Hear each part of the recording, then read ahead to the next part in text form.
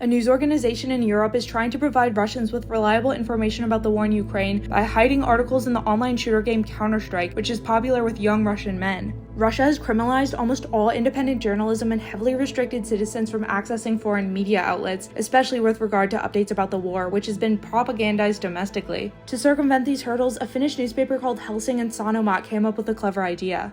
Gamers can download a map called Divina, which was released on May 3rd in honor of World Press Freedom Day. Once the map has been opened, they can read verified information about the atrocities happening in Ukraine. We created our own map and city. It's a Slavic city called Vaina. It's the war in Russian, which is the banned word in Russian today.